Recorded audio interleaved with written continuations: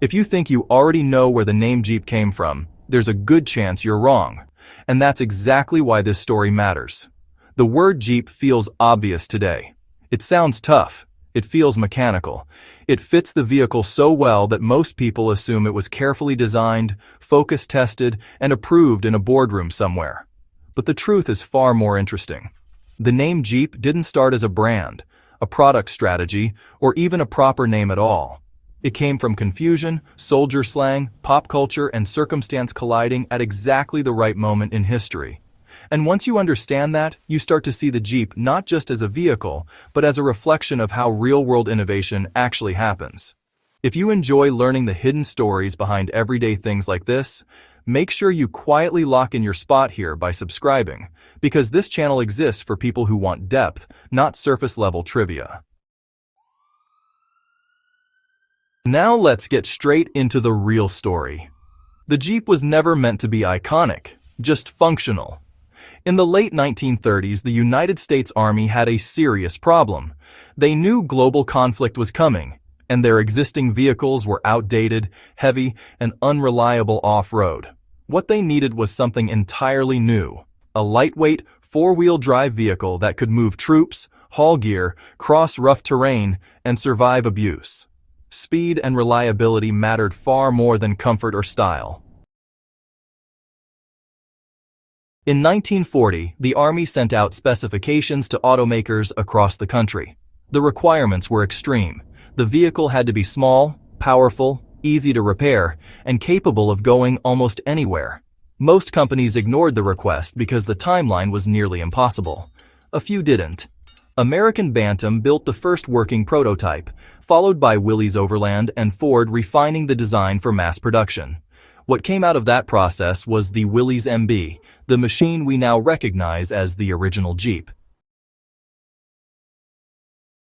At this point, it wasn't called a Jeep. It didn't have a name anyone cared about. Soldiers didn't use official names, and that changed everything. Officially, the Army referred to the vehicle using dry technical language like quarter-ton 4x4 reconnaissance truck. That name worked on paperwork, sure, but it didn't work in the field. You know, soldiers don't speak in bureaucratic codes, especially under stress, and they quickly began using informal language instead. This is where the word Jeep enters the picture, not as a brand, but as slang. Long before the vehicle existed, the word Jeep was already part of military vocabulary. It was used to describe new, untested equipment, or inexperienced recruits. If something was unfamiliar, experimental, or hadn't proven itself yet, it might be called a Jeep. When this strange new four-wheel drive machine showed up, it fit that description perfectly. It was new. It was experimental. Nobody knew yet how reliable it would be. Calling it a Jeep wasn't poetic or intentional. It was casual and almost dismissive. But the name stuck because soldiers used it constantly. The GP explanation sounds right, but it isn't. You've probably heard the explanation that Jeep comes from GP, short for general purpose. It's repeated so often that it feels factual. The problem is that it isn't.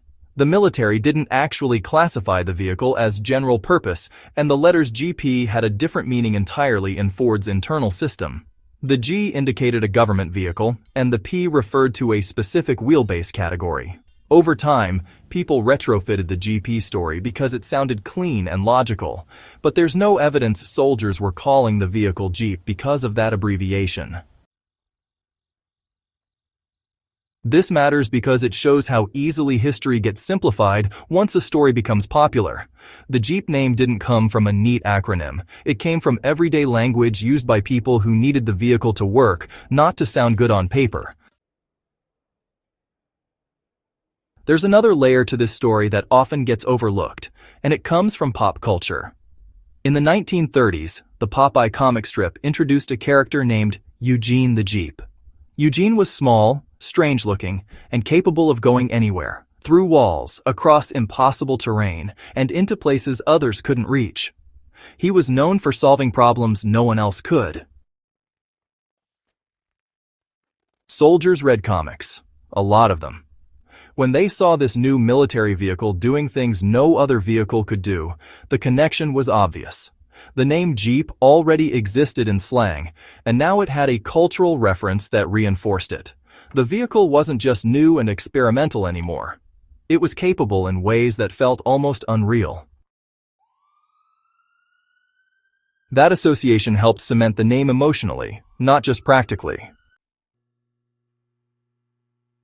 The moment that truly locked the name into history came in 1941, when a journalist named Catherine Hillier wrote about the vehicle and referred to it as a Jeep in print. That mattered. Once newspapers used the word, it stopped being just soldier slang and started becoming the public name for the machine. From there, the spread was, well, inevitable. By the time World War II was fully underway, everyone from generals to mechanics to civilians knew the vehicle as the Jeep. It had earned its reputation by surviving mud, snow, deserts, jungles, and combat zones across the world. Even General Eisenhower later acknowledged the Jeep as one of the most important tools of the war. After the war, Willys-Overland made a crucial decision. They recognized that the name Jeep meant something to people. It represented reliability, toughness, and freedom of movement. They trademarked the name and began producing civilian versions of the vehicle. What started as a nickname became a brand, not because it was invented, but because it was earned. The reason this story is worth knowing is because it shows how real meaning develops. The Jeep name wasn't created by marketing. It wasn't engineered for appeal. It grew naturally out of use, trust, and shared experience. That's why it still feels authentic decades later. When people say Jeep today, they aren't just naming a vehicle. They're referencing a legacy built in real conditions by people who depended on it. If you found value in learning the real story behind something so familiar, take a moment to subscribe and share this with someone who appreciates knowing how things actually came to be. This channel exists to preserve and explain the overlooked stories hiding inside simple things, and there's a lot more coming.